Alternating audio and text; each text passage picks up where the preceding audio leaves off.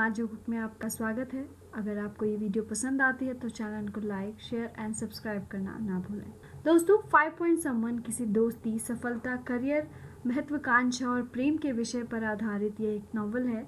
यह नॉवल भारत के प्रीमियर प्रौद्योगिक संस्थान में 3 IIT ग्रेजुएट्स और उनके जीवन की कहानी को बताता है और साथ ही साथ यह भी बताता है कि चीज़ों को कैसे खराब किया जा सकता है अगर आप सीधे नहीं सोचते हैं तो। नॉवल के ऑथर चेतन भगत हैं, जिन्होंने खुद एक IIT और IIM में पढ़ाई की है। चेतन भगत स्क्रीन प्लेज लिखने के साथ साथ कई बेहतरीन उपन्यास भी लिखे हैं जो अभी के समय में युवाओं को काफी पसंद आती है कि न्यूयॉर्क टाइम ने उन्हें भारत के इतिहास में सबसे अधिक बिकने वाली अंग्रेजी लेखक के रूप में उत्कृत किया है। तो चलिए इस बुक की समरी की ओर बढ़ते हैं और आपको बताते हैं कि आखिर इस किताब में क्या क्या खास है। हरी, आलोक और रेयान 3 मुख्य पात्र हैं। ये तीनों रूममेट होते हैं और IIT के एक ही डिपार्टमेंट में पढ़ाई करते थे और ये तीनों की पक्की दोस्ती तब होती है जब इनके सीनियर्स हॉस्टल में इन सब की रैगिंग करते हैं। एक सत्र के बाद ये तीनों अजीब छात्र क्लोज्ड मित्र बन जाते हैं, यानी क्लोज्ड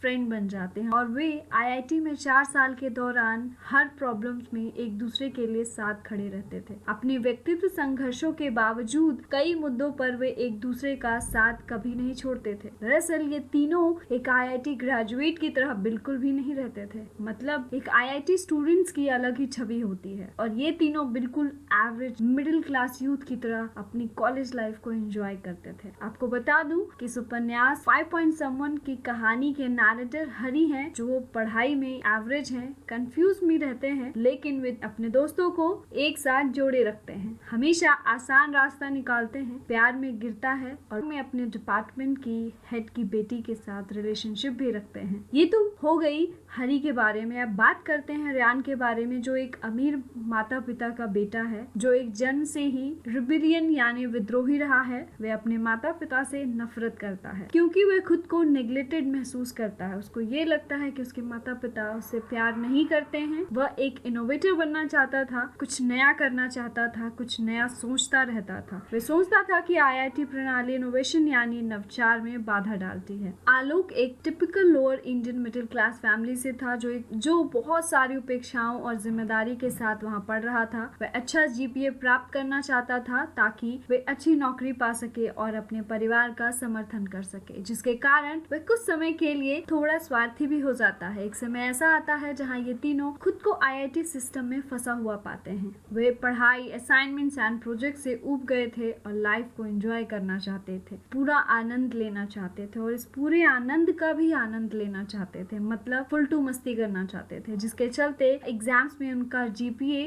काफी लो हो जाता है। वे स्केल 10 में से हार्डली 5 पॉइंट्स GPA स्कोर कर पाते हैं, क्योंकि प्रॉब्लम ये थी, अगर आपका GPA कम हो जाता है तो समझिए कि आपका उज्जवल करियर या भविष्य जो है वो अंधकार में चला गया है। इस पूरी कहानी के परिसर में इन तीनों के जीवन के उतार चढ़ाव का वर्णन करती है। क्लास में सबसे कम GPA स्कोर करने वाले पर लोगों की प्रतिक्रिया, जैसे GPA के आधार पर स्टूडेंट्स और प्रोफेसर का बर्ताव, उनके स्नेह, उनके संघर्ष, उनके पीने की आदत और सिस्टम को हरा देने की उनकी रणनीति, ये सब इस कहानी को और भी रोमांचक बना देता है। जब ये तीनों दोस्त बड़ी परेशानी में थे तब उन्हें एक और प्रोफेसर मिलते हैं जिनका नाम वीरा होता है। वे अपने स्टूडेंट पर विश्वास रखते हैं और उन्हें अलग तरीके से सोचने और कार्य करने के लिए प्रेरित करते हैं। उसके बाद ये तीनों दोस्त के मेंटर बन जाते हैं और जब उन्हें सबसे ज्यादा जरूरत होती है तो उनका वो समर्थन भी करते हैं। जब तीनों दोस्त को पता चलता है कि उनका भविष्य दांव पर है तो वे अपने प्रोफेसर के कार्यालय से पेपर चोरी करने की योजना बनाते हैं। लेकिन ऐसा वो क्यों करते हैं, क्या वजह होती है जिसकी वजह से उन्हें ये कदम उठाना पड़ता है, उसके लिए आपको ये नॉवल जरूर पढ़नी चाहिए। क्योंकि इस वीडियो में आपको पूरी कहानी तो मैं नहीं सुना सकती हूँ, लेकिन हाँ, मैंने आपको समरी छोटी सी जरूर समझाने की कोशिश की है, जिससे आप नॉवल के बारे में आपको थोड़ा सा आइडिया मिल गया होगा कि ये नॉवल इस चीज के ऊपर है। मैं जानती हूँ आपके मन में कई सवाल भी होंगे, जैसे उनकी योजना का क्या हुआ, उनके करियर और उनके सपने का क्या हुआ, क्या हरी नेहा के साथ शादी करता है, नहीं करता है, क्या रेयान अपने इनोवेशन में सफल होता है, क्या लोग अपने परिवार की उम्मीदों पर खरा उतर पाता है या नहीं, ये सब सवालों के जवाब आपको इस नॉवल पढ़ने के बाद ही मिल पाएगा। दोस्तों, यदि आपको कभी कोई अंग्रेजी उपन्यास नहीं पढ़ी है ना, तो मैं आपको इसके साथ शुरुआत करने की सलाह जरूर दूंगी, क्योंकि इस नॉवल की इंग्लिश बहुत ही सरल है, बहुत ही इजी लैंग्वेज इंग्लिश वर्ड का इस्तेमाल किया गया है, तो इससे आपको पढ़ने में कोई परेशानी नहीं होगी, आपको चीजें आसानी से समझ में आएंगी। नॉवल की कहानी बहुत वास्तविक लगती है, ऐसा लगता है कि